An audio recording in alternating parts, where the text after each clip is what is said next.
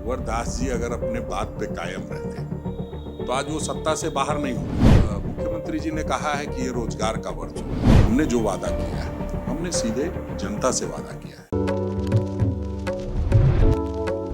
नमस्कार, आप देखना शुरू कर चुके हैं देश टी न्यूज और मैं हूं आपके साथ गौरी रानी। इन दिनों झारखंड के बेरोजगार युवा साथ ही विपक्ष सत्ता पक्ष को उनके वादे याद दिलाने में लगे हुए हैं।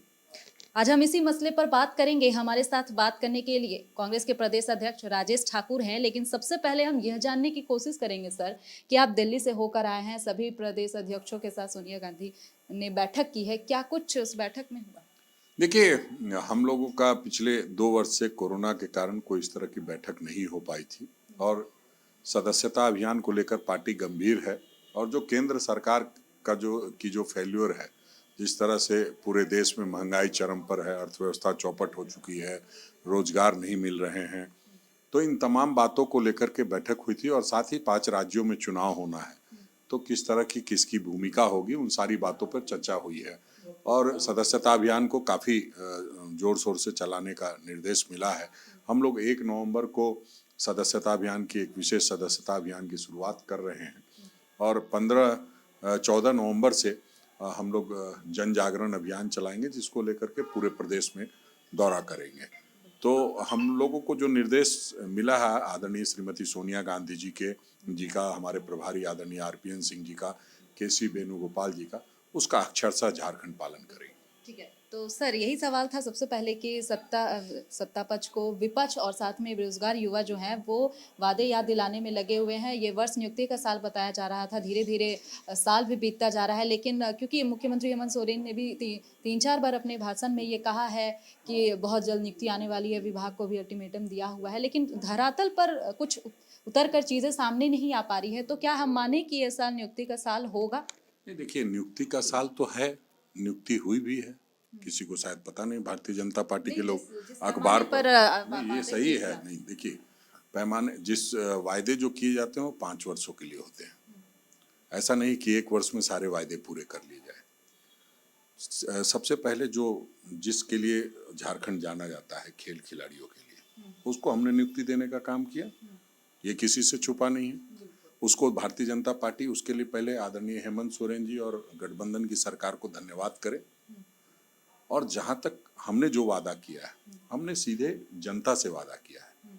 वादा तो आदरणीय रघुवर दास जी भी करके आए थे, प्रधानमंत्री जी भी करके आए थे।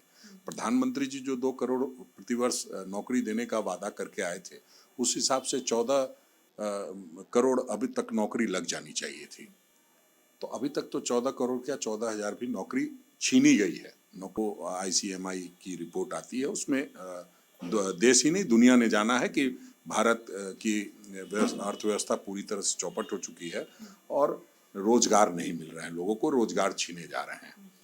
रह गई हमारी बात, तो हम उसको पूरी संजीदगी से देख रहे हैं। आपने नियोजन नीति उलझा के रखा हुआ था, आपने जो स्थानीय नीति है उसको उलझा करके रखा हुआ था, सभी मामले हाई कोर्ट में घूम रहे हैं। तो ऐसे में आपने करने से ज्यादा बिगाड़ने का काम किया। आपने अनुबंध पर सिपाहियों की बहाली कर दी।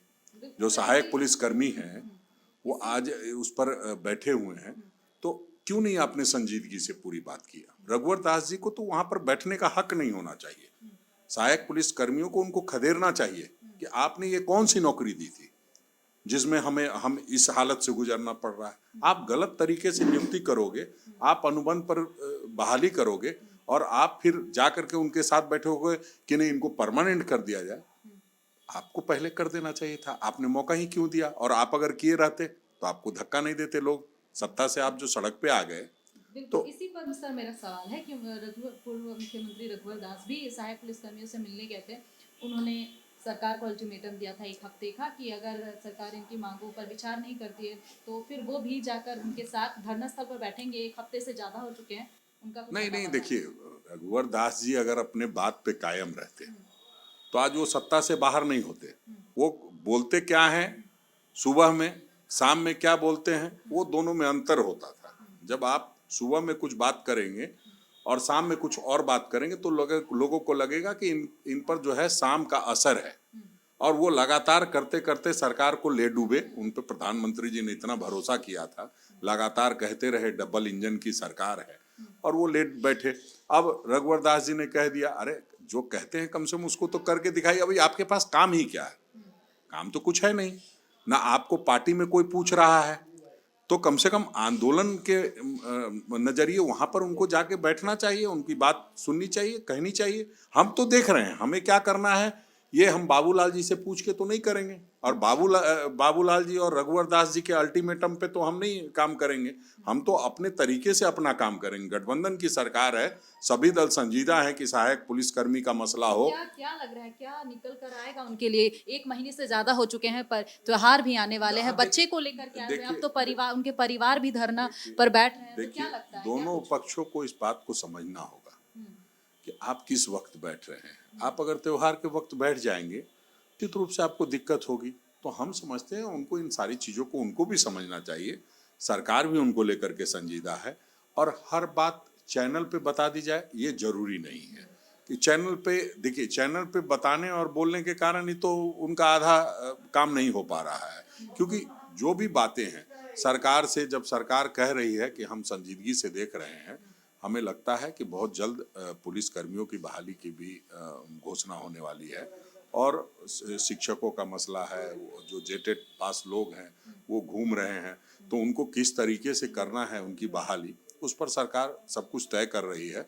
और जब मुख्यमंत्री जी ने कहा है कि ये रोजगार का वर्ष होगा, तो इसका मतलब दिसंबर नहीं होता है, इसका मतलब मार्च 31 होता है। क्योंकि जो सरकारें चलती हैं वो उस ये से चलती है, और हमें लगता है कि मुख्यमंत्री जी जितना संजीदा, और कांग्रेस पार्टी का एक एक कार्यकर्ता और नेता जो हमारे मंत्रीगण बैठे हैं, वो सब लोग इस बात को लेकर के गंभीर हैं। हम लगातार सरकार से बात कर रहे हैं, हमें नहीं लगता कि कहीं किसी को अब बहुत परेशान कर रहे थे कांग्रेस प्रदेश अध्यक्ष राजेश ठाकुर जी, जिन्होंने साफ तौर पे कहा है कि युवाओं को लेकर, रोजगार को लेकर सरकार संवेदनशील है और बहुत जल्द नियुक्ति होगी। फिलहाल इस खबर में इतना ही।